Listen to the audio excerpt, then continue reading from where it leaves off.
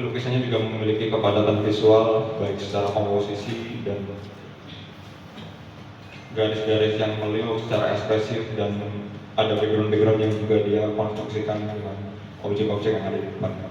Dan ini juga menjadi keunikan ekspresi tersendiri ketika hewan-hewannya memiliki keberagaman ekspresi. Tentunya dengan nanti bisa kalian dan sedikit bercerita seperti apa karyanya. Dan selanjutnya Mas Fadik dengan kekaryaannya yang lebih lekat dengan unsur-unsur lukisan yang seperti bernuansa relief kalau saya bilang, Mas.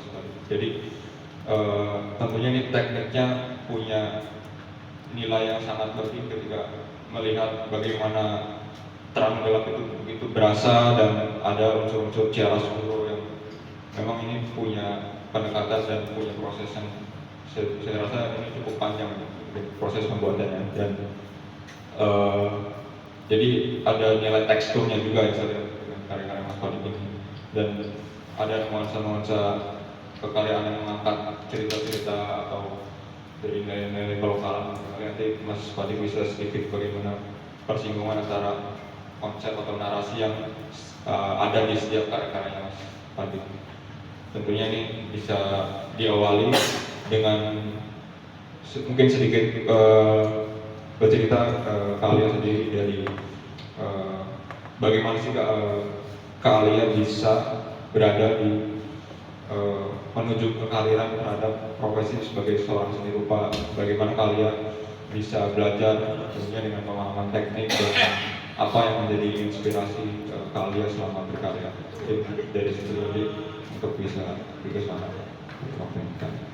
Gimana kabarnya? Semangat ya, walaupun kita di sini rada gelap dan redup, tapi semoga semakin semangat. Apalagi semua sudah hadir sini untuk diskusi dan belajar. Boleh aku minta dengar tepuk tangannya dong untuk semua teman-teman yang udah hadir di sini. Terima kasih. Iya. Perkenalkan, aku Alia. Aku ingin berikan rasa terima kasih juga kepada Mas Fadik terutama, dan juga seluruh panitia yang udah mengundang aku untuk ikut serta dalam pameran ini. Nah, untuk cerita awal mula kenapa aku bisa ada di lingkaran seni rupa gitu untuk turut berpartisipasi dalam pameran-pameran. Aku sebenarnya dari kecil memang udah suka melukis. Nah, ketika aku mulai kuliah di Bandung tahun 2013, aku kuliah jurusan hubungan internasional di Parahyangan ya, Universitas Parahyangan. Dan di situ walaupun aku belajar tentang politik, aku melihat banyak teman-teman di Bandung yang berkarya dan juga aktif di luar kelas, entah dalam bentuk ikut serta menjadi relawan atau jadi panitia acara. Dan kemudian di panitia acara itu juga banyak acara-acara seni, apalagi kuliah di Bandung itu kan acara seninya banyak banget, mulai dari musik atau pameran juga. Semakin aku ikut serta dengan kegiatan-kegiatan seni dengan banyak mahasiswa di Bandung, aku semakin mendapat keberanian dan juga kepercayaan diri untuk mulai ikut serta juga nih. Ikut pameran, gimana ya caranya aku bisa bikin gambar-gambar yang udah aku buat dari kecil itu bisa mulai diterima di pameran-pameran. Dan akhirnya aku belajar secara mandiri, terus mengolah sketsa-sketsa dan lukisan aku, dan mulai submit pamerannya dari acara-acara kampus. Dan kemudian juga dari tahun 2013 itu hingga sekarang 2024 nggak terasa udah 10 tahun lebih ya perjalanannya. Itu baru buat Mas Fadik ketika Mas Fadik bisa mempelajari seni, bisa mulanya seperti apa, dan hingga sampai tahap sekarang. Mungkin ini Mas Fadik akan coba banyak. Terima kasih. Selamat malam semua teman. Selamat malam. Assalamualaikum warahmatullahi wabarakatuh. Waalaikumsalam. Saya akan mencoba menceritakan tentang siapa saya, meskipun sampai sekarang pun saya masih merasa bukan siapa-siapa. Jadi bahwa sedikit lompat-lompat cerita dan tidak saya runut ceritanya. Ketika saya SD saya itu di Madrasah Ibtidaiyah. Lalu SMP saya itu SMP 3 PGRI Tanjung Karang.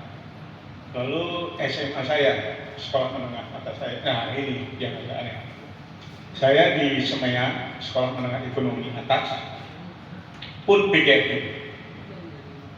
Dan sama sekali saya tidak pernah dapat pelajaran menengah. Nah kala itu tetapi saya sudah punya sejak SMP. Saya sudah punya cita-cita karena saya suka membaca pada waktu itu. Saya mendengar ada satu perguruan tinggi seni rupa yang disebut zaman dulu. Jadi kalau saya bilang zaman dulu berarti saya sudah tua, kan? Jadi betul, usia saya sekarang sudah 64. Karena saya lahir 25 Desember 1960. Pada waktu itu saya dengar dan saya baca bahwa di Yogyakarta itu ada sekolah tinggi seni rupa, yaitu ASRI. Nah, salah satu syarat untuk masuk ASRI atau STSRI pada waktu itu yang sekarang sangat dikenal dengan Institut Seni Indonesia itu mempunyai atau memiliki SMA sederajat. Nah, sementara saya itu lulusan Semea, PGRI lagi. Ya, tidak pernah sama sekali saya tahu bagaimana belajar melukis dan sebagainya. Namun, ketika saya SMP, itu saya sudah rajin membaca komik-komik Yan Mintaraga, Teguh SA, dan lain sebagainya. Sehingga pada waktu itu saya sudah berusaha dan belajar membuat komik sebagai ilustrasi. Meskipun saya tidak tahu ilustrator itu sebenarnya apa. Lalu singkat cerita, berangkatlah saya ke Jogja. Saya dari Bandar Lampung atau Tanjung Karang. Berangkatlah saya ke Jogja. Begitu saya ke Jogja cari kampus ASRI pada waktu itu, gampingan nomor 1 dan itu kampus kembar dengan SMA Teladan. Jadi begitu saya masuk pintu utama mau masuk ASRI, waktu mereka semua rambut gondrong dan kucel semua orang-orangnya. Ya, dan kucel semua. Jadi saya pikir apa ini yang dinamakan seni rupa? Sementara bayangkan saya dari Semea itu berpakaian rapi, rambut pendek. Ya. Lalu saya berhadapan dengan orang berarti aku sekolah apa gitu. Ya, nah, masuk begitu saya daftar, saya ditertawakan. Mas, sampean salah jurusan saya bilang. Kenapa Pak? Sampean ijazahnya Semea, lagi masuk STSRI. Lalu apa salahnya Pak? Syaratnya kan bisa gambar saya bilang. Ya tapi sampai salah jurusan.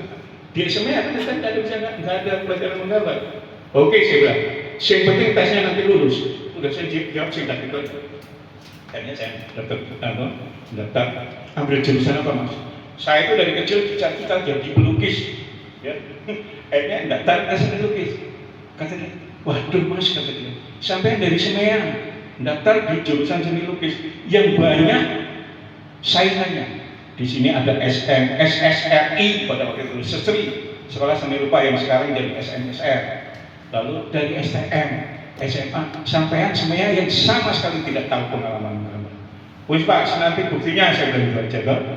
Nah, terus gimana Pak? Ini naik lukis berat, sampai urusannya berat. Karena yang sudah daftar sekarang itu 130 sekian. Sementara yang mau diterima setiap jurusan itu hanya 30 mahasiswa. Bisa dibayangkan saya berkompetisi beratus yang itu dengan mereka-mereka yang sudah punya keahlian dari awal. SMSR, Sekolah Menengah Seni Rupa, Sekolah Menengah Atas, STM yang dia pernah gambar teknik segala macam. Sementara saya Semea, jurusan tata niaga yang bisanya ngitung dengan selino, itu bisa dibayangkan.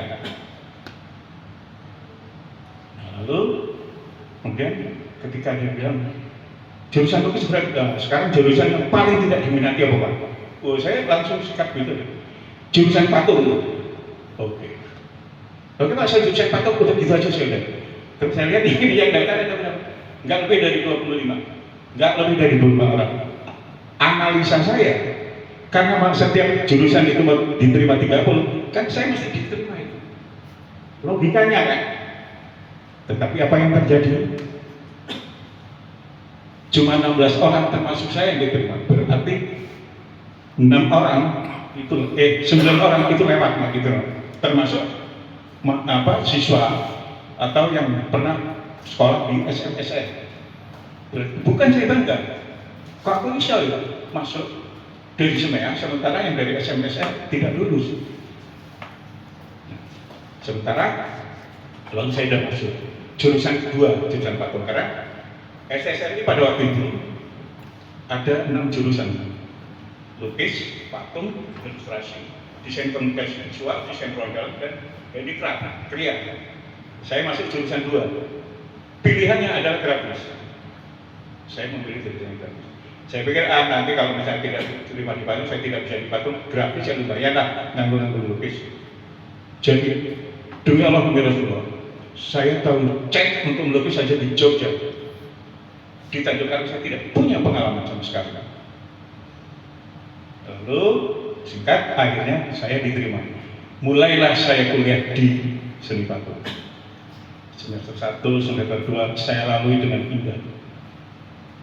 Meskipun ketika saya berangkat dari Tanjung Karang untuk ke Jogja, saya tidak direstui oleh orang tua. Orang tua selalu menganggap kalau lu sekolah di sini rupa itu majesu zaman dulu, masa depan suram. Kala itu ya, saya nggak tahu sekarang orang tua sekarang gimana kalau dia punya menantu lukis atau menantu seniman, saya tidak tahu.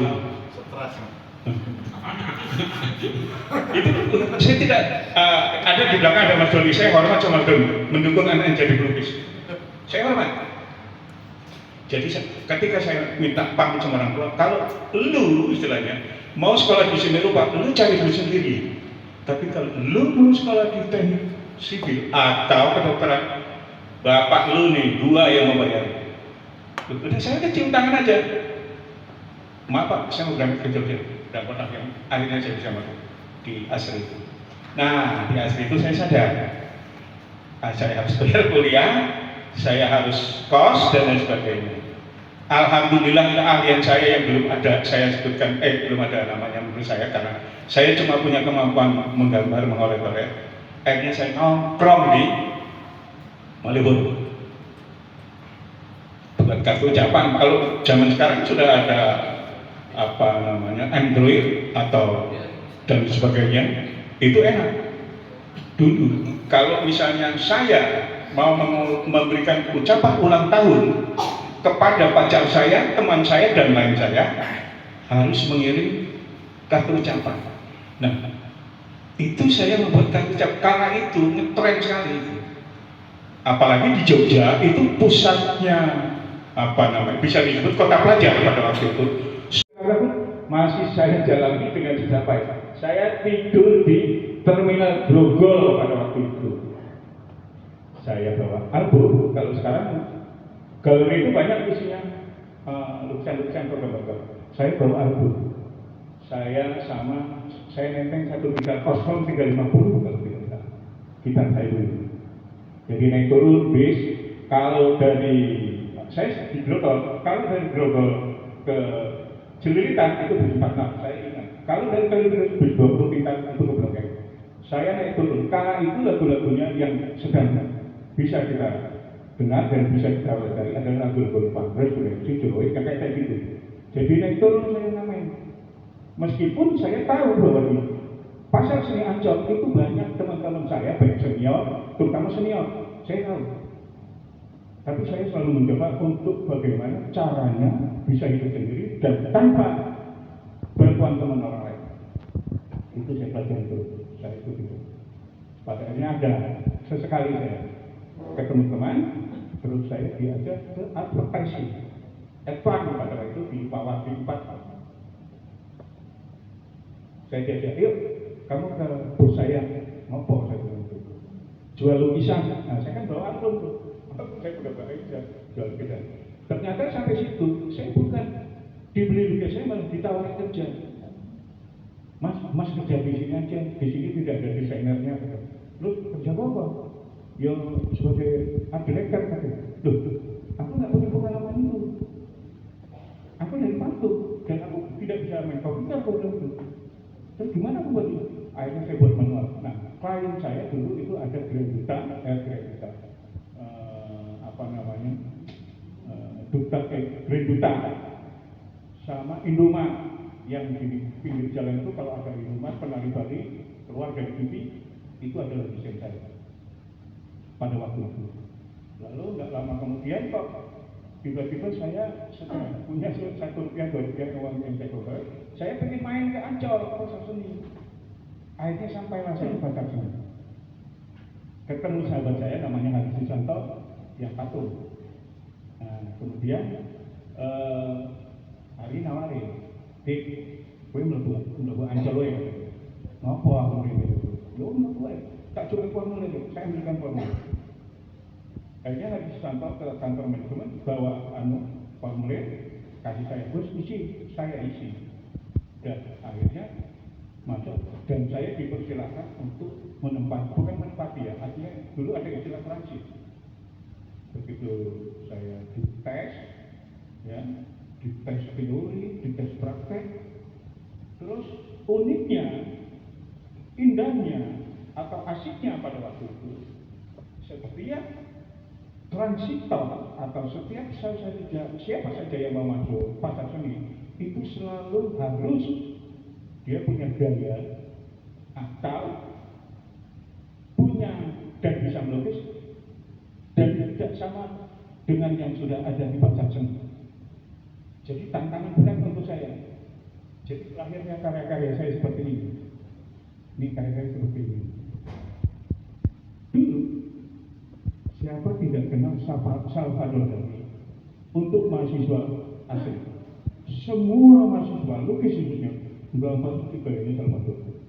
Nah, menurut mahasiswa kami pada waktu itu, Salvador Dali enak melukis enak itu sambil mabuk-mabuk, sambil dengerin lagunya Pink Floyd misalnya gitu. Waduh, saya bilang itu indah banget dunia seni rupa untuk saya pada waktu itu.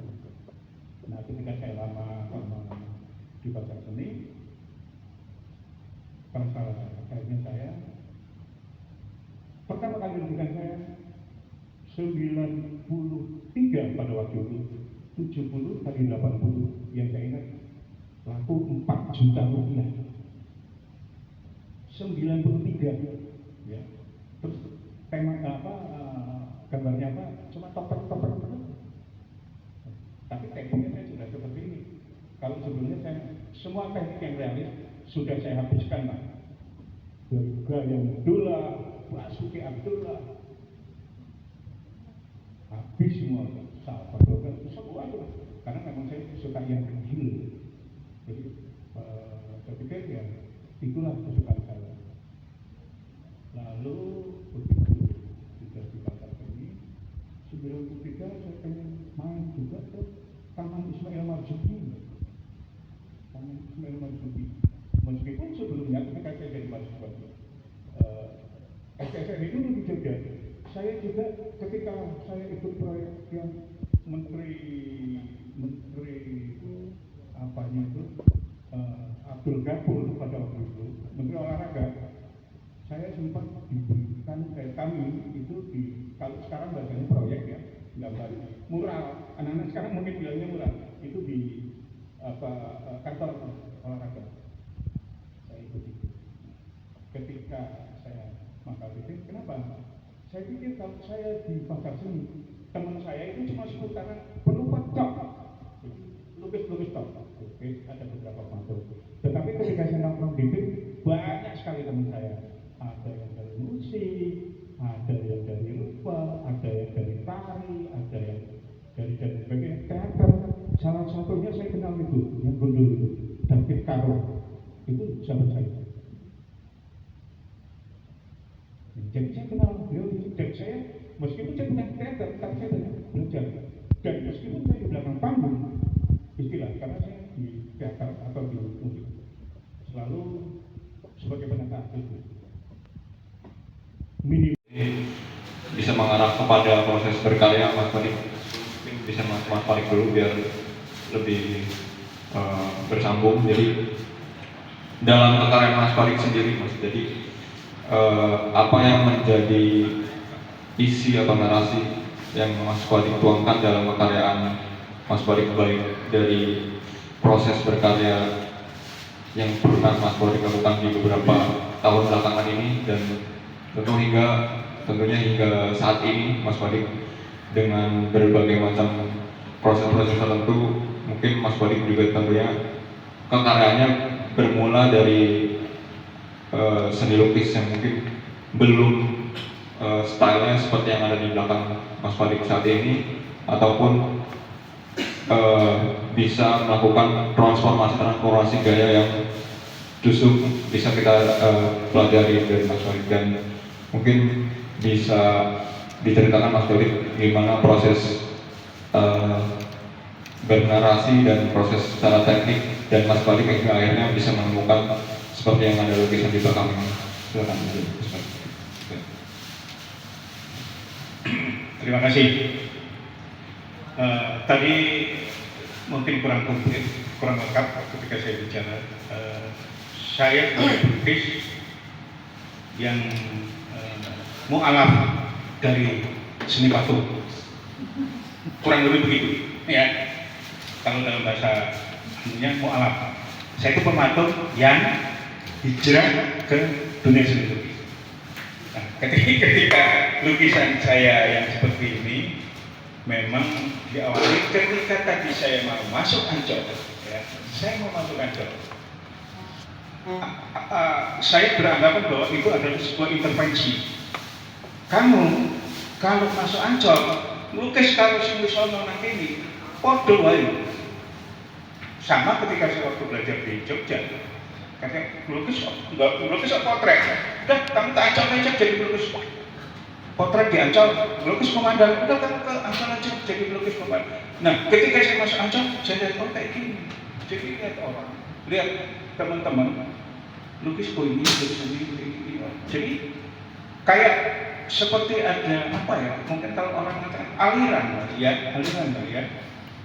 Jadi pada waktu saya di Ancol begitu, saya ada di blok B24. Saya di Ancol itu pada tahun mulai 1998 awal, akhir 1992 sampai 2010 pas menjelang ulang tahun Pasar Seni Februari. Nah, ketika saya masuk, wah ini nggak boleh, ini bukan nggak boleh, ini harus nah, kecenderungan para seniman ketika dia melukis itu mencoba dan berusaha untuk tidak sama karyanya dengan seniman-seniman lain. Salah satunya termasuk saya. Jadi saya mencoba eksperimen itu. Karena kalau yang namanya mencoba itu, kayaknya kok anu banget sih, semua kok nyuntul, mau mengalir karya kok nyuntul. Jadi paling tidak karya itu harus lahir, karya itu harus berbeda sesuai dengan karakter kita. Seperti itu. Dan teknik yang saya kembangkan ini tidak jauh dari ketika saya belajar patung, karena materinya pun masih ada koba, masih ada binder, masih ada singoksit, masih ada silit dan lain sebagainya. Sehingga kalau saya cetak patung dan sebagainya, tapi bahan itu bisa saya aplikasikan di lukisan, kurang lebih begitu. Nah, lalu artinya saya tidak ngeklaim, tidak ada lukisan yang seperti ini kecuali saya tidak klaim. Tapi ikuti saja perkembangan saya ke depan. Kalau kita masih sama-sama diberikan umur panjang, semoga kita bisa sama saling apa kata orang Jawa, kita bahasa Indonesia apa tuh, kalau niteni gua liatin aja dulu ya, pokoknya ntar sampai di mana. Sehingga saya berusaha, mungkin kalau saya dibilang konsisten, atau saya sering dibilang sama teman-teman senior yang ada di Jakarta, lu stagnan, takut kehilangan kolektor lu, lukisan lu di situ aja. Saya bilang, siapa yang takut kehilangan kolektor? Saya bilang gitu. Mungkin dasar lukisan lu aja nggak laku, gitu. Jadi ketika saya sudah menemukan seperti ini, lalu dibilang saya tidak beranjak lagi, saya dianggap stagnan. Ya nggak apa-apa, saya bilang, nggak apa-apa. Tapi saya cinta dengan apa yang saya cinta. Nah, lalu mau kemana? Saya tetap berjalan, entah kemana dan bagaimana. Tapi saya masih punya cita-cita ketika saya nanti pameran tunggal, saya pameran patung, saya pameran lukisan, yang dimana itu adalah sama-sama karya dan karakter saya yang muncul. Itu cita-cita. Tapi kalau besok atau lusa saya tidak ada tujuan, ya mohon maaf, artinya cita-cita saya tidak tersampaikan. Yang pasti saya mencoba selalu berusaha belajar dan belajar bagaimana seni rupa saya khususnya tetap berjalan dan bergerak. Kurang lebih begitu. Ya. Si A, si B sampai Z itu punya tafsir masing-masing yang tidak sama. Tapi kenapa saya bisa membuat karya yang seperti ini seolah-olah tadi itu dasarnya saya seorang pematuk, dan ketika saya ingin menemukan sebuah lukisan, ingin menciptakan sebuah lukisan, saya banyak dan merenung itu selalu tidur kala itu. Hampir setiap malam saya tidur di Candi Borobudur kala itu. Jadi objek-objek yang saya tampilkan sekarang itu orang selalu menganggap, oh ini padahal tidak, objek-objek masa kini, objek-objek yang terjadi masa kini banyak sekali. Oke, jadi saya jarang sekali apa yang saya dapat di Borobudur kemudian saya pindahkan. Tapi apa yang saya dapat pengalaman dan pergaulan apa yang saya lihat di masyarakat kita sekarang, itu yang saya ekspresikan di kanvas dengan teknik yang sedikit terpengaruh oleh seni patung. Kurang lebih begitu. Jadi misalnya, jadi sekarang lagi rame-ramenya. Kemarin saya banyak memperhatikan dunia politik kita, dunia politik artinya yang jauh-jauh lah, misalnya pilpres.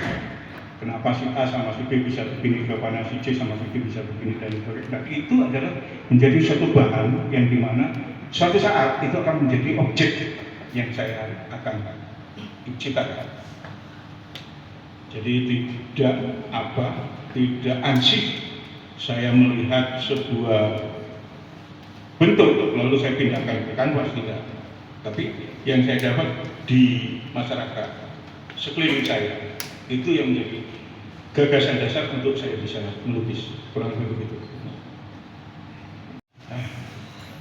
Ini juga sama ketika saya kembali, saya bukan tidak pernah punya pendidikan seni lukis, tapi justru pendidikan saya formalnya itu adalah seni patung. Sehingga dengan adanya saya banyak bergaul dengan jurusan lain, lukis khususnya, semakin saya tahu bahwa mereka selalu mencari dan mencari ini teknik dan sebagainya. Sehingga saya, kalau saya mau ngomong yang sebenarnya, saya dulu dekat sekali, kalau teman-teman berupa pernah kenal dengan namanya Agus Kamal. Jadi saya dekat sekali sama Agus Kamal. Agus Kamal itu yang pernah lukisannya pernah jadi pembicaraan, yaitu aborsi. Ketika Agus Kamal melukis, saya selalu dekat.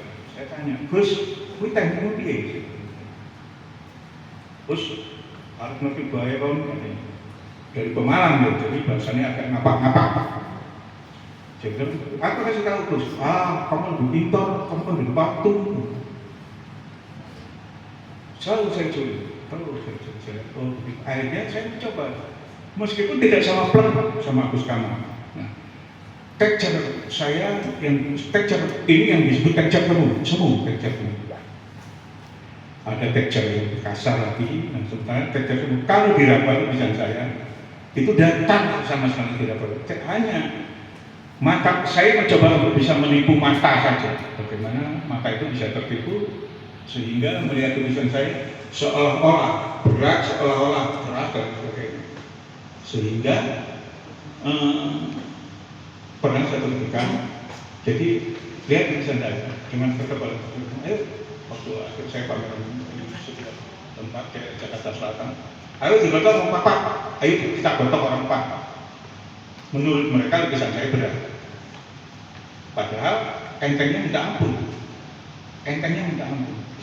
Dan saya juga dibilang sama satu sahabat saya, seorang perubat juga,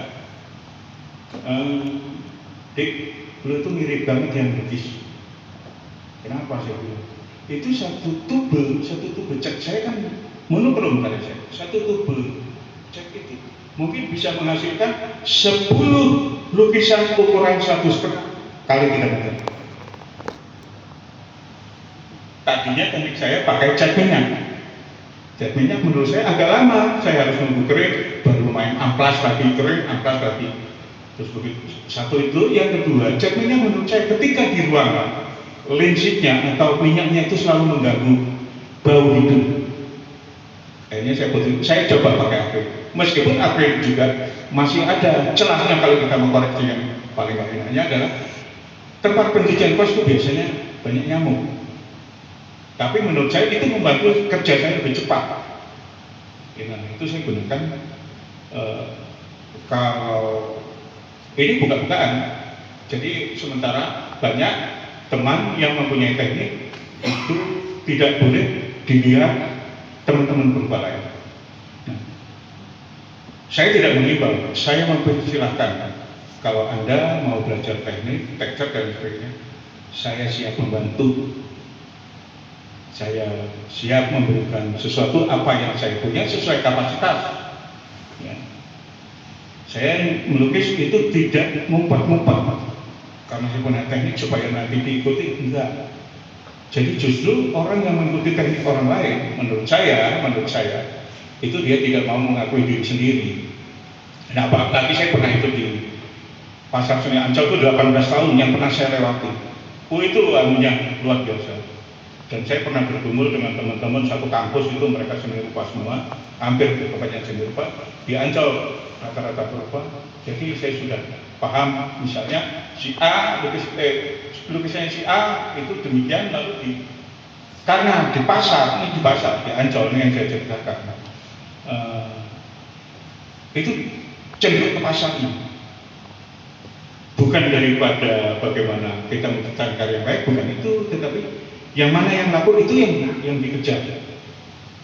Nah, sehingga mungkin tidak sempat dia membuat bagaimana karya originalitasnya yang menjadi proses karya secara pekaryaan. Jadi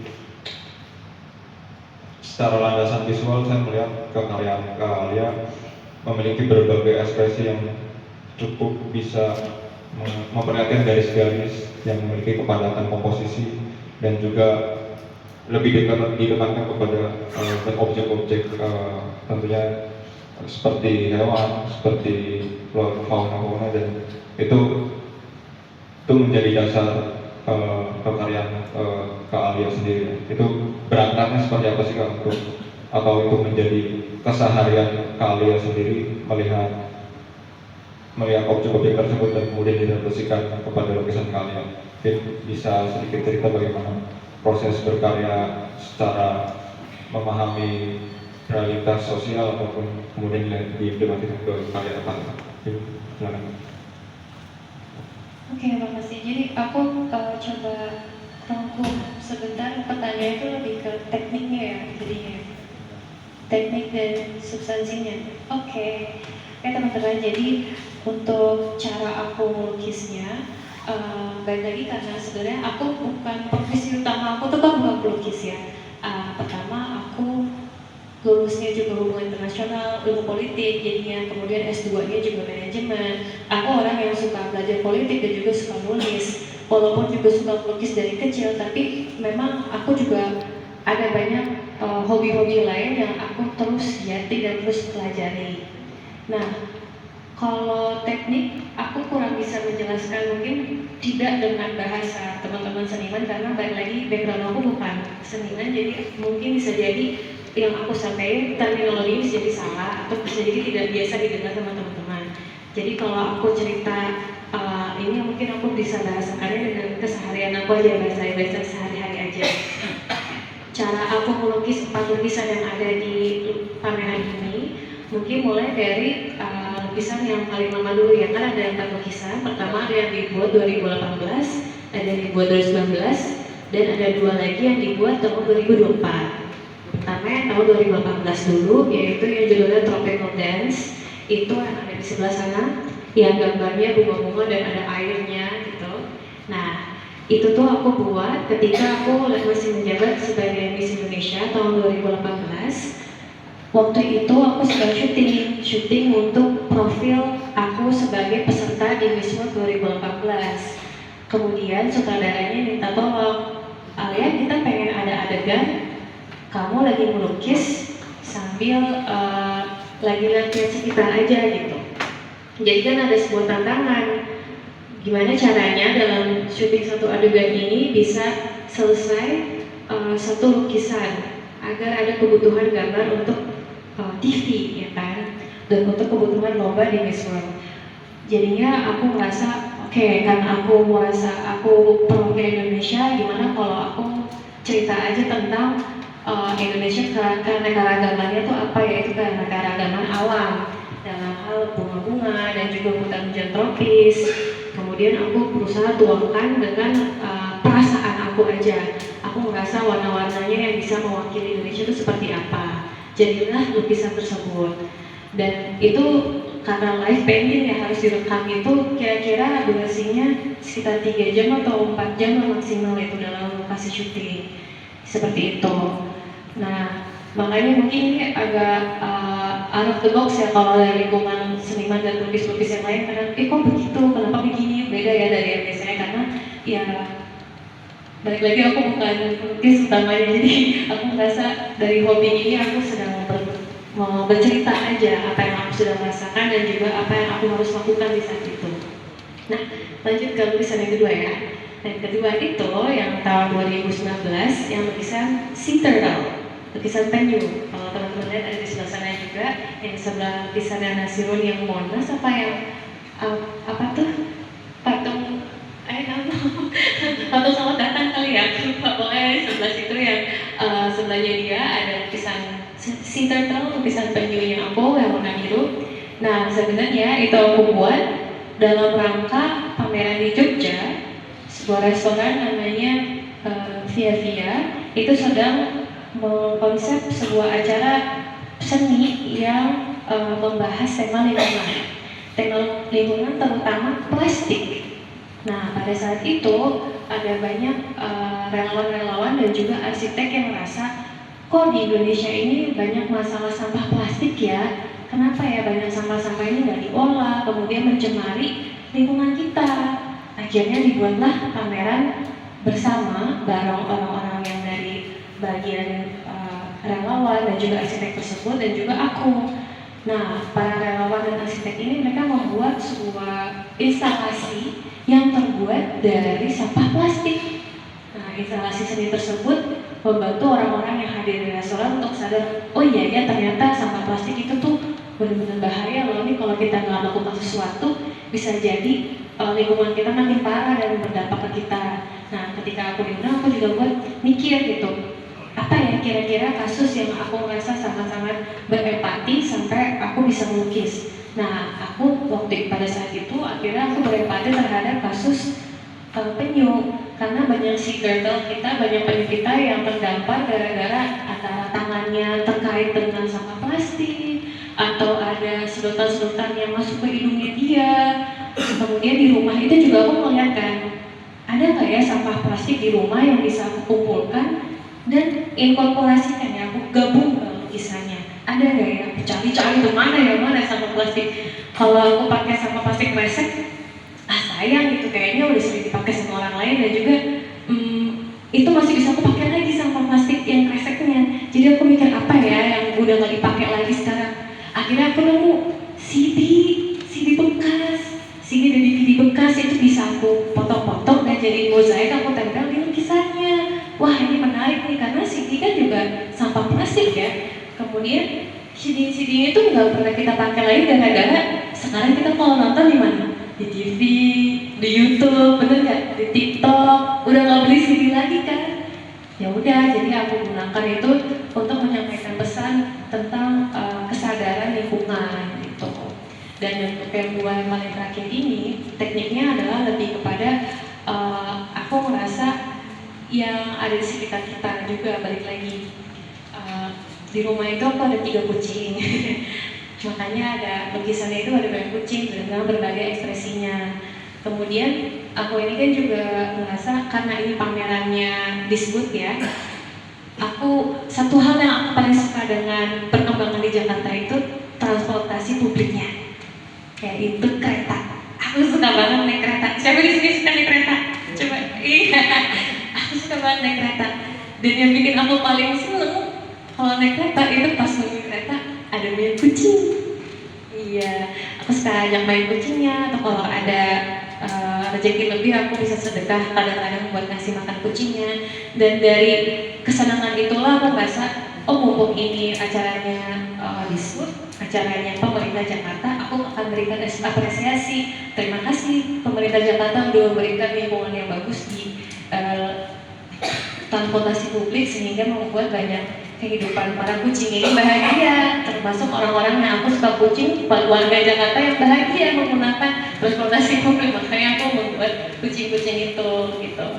Kemudian yang bunga satu lagi yang terakhir, lukisan keempat yang ada di pameran ini itu ada bunga, kemudian tapi di tangannya itu banyak duri-durinya gitu. Nah ini suatu mungkin contoh perbedaan dari karya-karya aku yang dulu ketika SMA dan awal kuliah hingga sekarang. Waktu dulu tekniknya itu aku lebih banyak meniru ya, karena aku balik lagi aku nggak belajar seni rupa, aku lebih banyak meniru aja. Aku suka buka majalah, aku suka lihat foto-foto di Instagram, kalau ada yang keren, aku coba tiru, aku sketsa. Tapi kemudian aku merasa, kok ini tidak memberikan suatu kepuasan lagi ya? Kok aku cuma niru doang? Apa ya makna dan kepuasan dari karya-karya ini yang aku cuma tiru sketsa doang gitu? Apa ya? Hingga akhirnya aku mengubah metodenya, promptnya apa nih? Bukan cuma, aku suka foto itu dan aku tiru, tapi promptnya adalah apa yang aku rasakan. Dan karena aku suka nulis, jadi aku tulis dulu puisinya. Aku tulis dulu apa yang aku sedang rasakan. Kalau belum ada tulisannya, aku nggak bisa melukis. Jadi kalau lukisannya yang kita lihat sekarang ini di tahun 2023 dan 2024, itu kebanyakan adalah ilustrasi yang merangkum hasil tulisan-tulisan aku.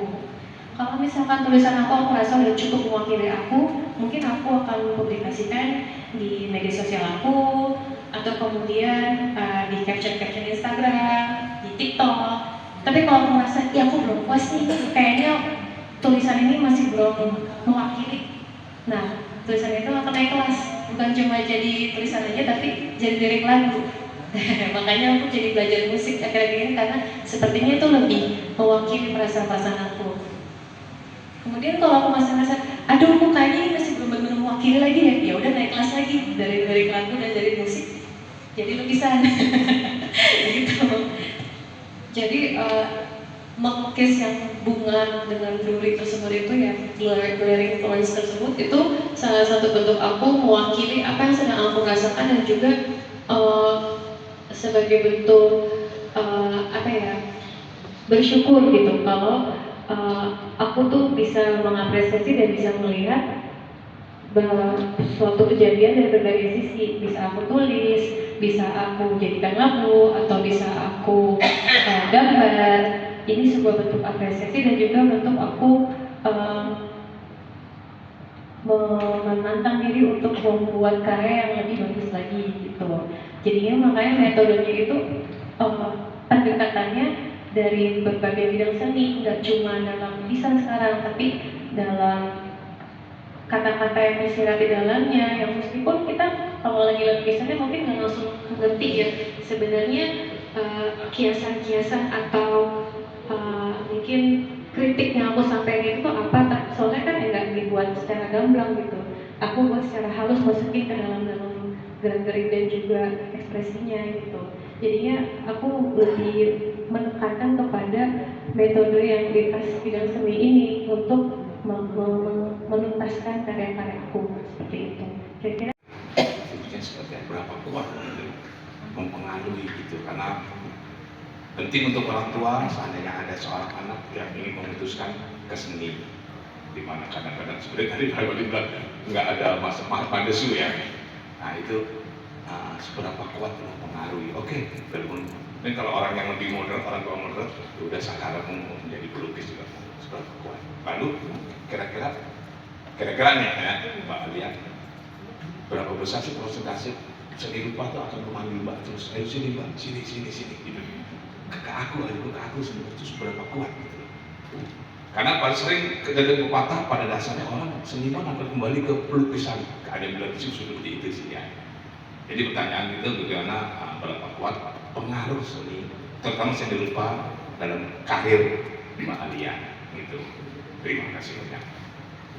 Pertanyaannya pas banget, nanya tentang sebagai orang tua, pas banget orang tua aku juga lagi ada di sini. Halo, halo mama bapak. Oke, jadi seberapa besar persentase kepentingannya seni ya dari hidup aku ya, pertama itu ya.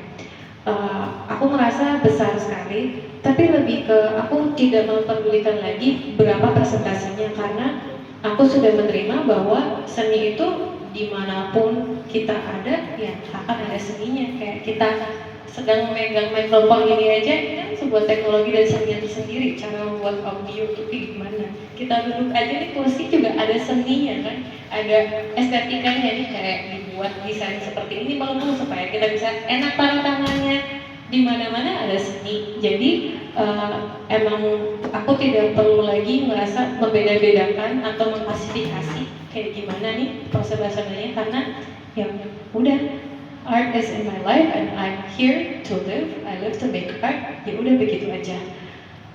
Kalau misalkan kita lagi balas chat juga, kayak itu ada keseniannya sendiri, seni berbicara, seni ini, seni itu. Ketika seni rupa juga, kalau lagi melihat muka TikTok, muka Instagram, itu ada estetikanya juga, cara membuat video yang proporsinya bagus seperti apa. Seni itu ada di mana-mana. Jadi aku merasa tidak perlu mengklasifikasi lagi dan sudah menerima memang seni ada di bagian hidup aku dan ya udah aku tidak mau ambil pusing.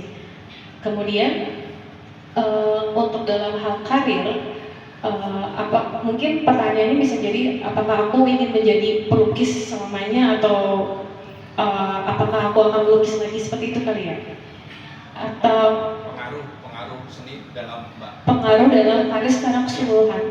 Nah, itu pertanyaan yang sedikit rumit, tapi terima kasih pertanyaannya, karena balik lagi karir aku masih muda, karir aku masih baru dibangun.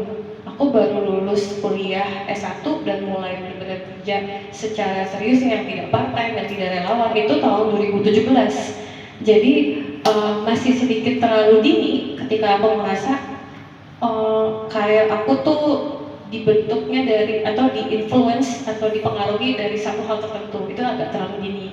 Aku masih terlalu muda untuk menyatakan itu. Hanya saja aku bisa melihat dari in the bigger picture ya, dari yang lebih besar, dari perspektif yang lebih besar, bahwa seni itu adalah salah satu keterampilan yang aku bangun dari kecil. Sama dengan keterampilan menghitung, keterampilan berkomunikasi, keterampilan membaca, keterampilan untuk berjalan, berolahraga, itu adalah salah satu keterampilan yang aku bangun dan aku akan terus pelajari. Kemudian untuk karir kedepannya, pekerjaan itu ada banyak dan zaman sekarang kita bisa melihat itu semakin niche. Kalau ketika kita melihat contohnya nih presenter aja, presenter pun juga punya subgenre atau ada niche masing-masing. Ada presenter ajang pencarian bakat, ada presenter di TikTok, ada presenter live, ada presenter YouTube, macam-macam. Karir itu tuh ada banyak dan juga akan ada space atau kesempatan untuk semua orang. Jadi aku rasa untuk orang tua, untuk kedepannya ya jangan takut untuk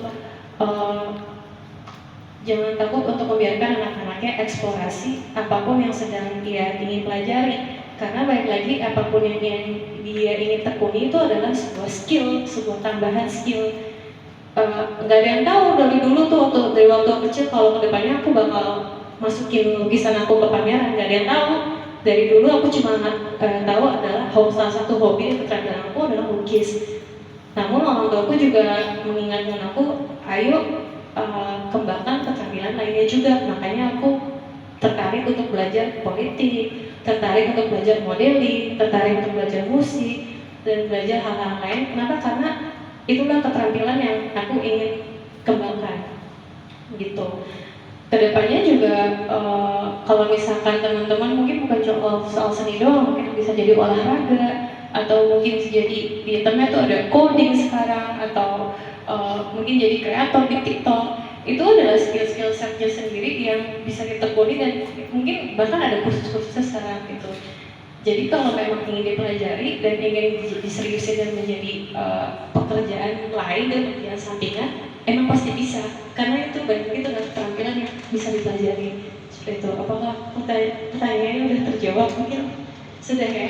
Terima kasih ya. Saya bisa mengikuti yang satu bagaimana, yang dua bagaimana, yang tiga bagaimana. Tetapi kalau saya suruh milih yang mana, saya tidak memilih. Saya tidak memilih untuk saya ada di satu tempat. Sehingga itu yang menurut saya mengambil hikmah dari apa yang pernah terjadi, kemudian saya implementasikan ke dalam lukisan saya. Nah, persoalan sampai atau tidak dibaca oleh apresiasi, yaitu kemampuan Anda membaca, menurut saya. Tapi mudah-mudahan saya tidak salah. Gitu. Menurut saya, karena wah aku ini lebih pintar dari kamu, kan menurut saya. Tapi Anda belum tentu bisa menerima apa yang saya katakan. Sehingga itulah saya mencoba melukis, menggambarkan atau memvisualisasikan apapun sesuai dengan kemampuan atau kapasitas saya untuk bisa jadi sejuta tafsir. Lu punya tafsir yang demikian, lu punya tafsir yang, lu punya tafsir yang, padahal satu lukisan, misalnya seperti itu. Sehingga saya tidak, ya mudah-mudahan saya akan nanti saya akan mencoba, kalau itu dianggap saya stagnan, saya akan mencoba bagaimana itu menjadi tidak stagnan. Tetapi yang pasti saya tidak mau membohongi diri saya. Bukan saya kaku ya, lu nggak suka nggak apa, bukan berarti itu. Saya tidak bisa melakoni, menjalani yang disukai oleh orang itu menjadi uang. Kalaupun lukisan saya tidak menjadi uang, saya bisa cari makan tempat yang lain. Meskipun saya hidup di pasar seni Ancol, tapi saya mencoba untuk tidak jadi pelukis yang pasaran. Kurang lebih begitu. Terima kasih. Seorang yang di luar dari lingkup seni dan dia studi dalam hubungan internasional dan punya pendekatan yang cukup berbeda ya sebenarnya, dengan berangkat dari nilai-nilai hiburan atau nilai-nilai yang lebih entertain ya. Jadi dan kemudian masuk ke dunia seni, justru itu jadi pengalaman yang menarik oleh kalian, dan karyanya juga lebih kepada mengembangkan interpretasi terhadap lingkungan sosial. Tadi mungkin disinggung soal bagaimana kucing itu sebagai penanda atau bentuk-bentuk ruang aman untuk di sekitar stasiun kereta ya. Dan tadi juga menyinggung soal bagaimana eksistensi dari simbol dari penyu yang menjadi itu bentuk suatu keindahan kekayaan alam Indonesia. Dan menyinggung juga kalian banyak merespon ke karyanya dengan melalui interpretasi terhadap puisi-puisinya, dan itu menjadi kecenderungan yang cukup bisa dinantikan untuk kekaryaan Kak Alia yang mungkin masih muda, mempunyai penggalian potensi di masa mendatang. Dan Mas Fadli tentunya dengan proses perjalanan kesenirupan beliau yang memang punya banyak persinggungan antara nilai-nilai patung yang tadi disebutkan, dan begitu dia berangkat menuju kekaryaan dan mengedepankan nilai-nilai relief, dan dia begitu mengamati perjalanannya dengan dia sampai tidur di situs candi keagamaan, dan itu menjadi hal-hal yang bisa diamati secara spesifik, dan itu menjadi khasanah tersendiri untuk kekaryaan Mas Fadli. Dan Mas Fadli justru itu menjadi suatu pegangan untuk Mas Fadli untuk tetap berkarya, dan konsistensi Mas Fadli di masa berkarya semakin ke depan. Dan Untuk itu kami ucapkan terima kasih banyak kepada seluruh audiens atau publik yang sudah datang pada diskusi Artis Talk atau untuk hari ini. Diucapkan terima kasih banyak. Saya sebagai moderator Nirwan Sambudi mengucapkan terima kasih. Selamat malam. Kami kembalikan kepada MC.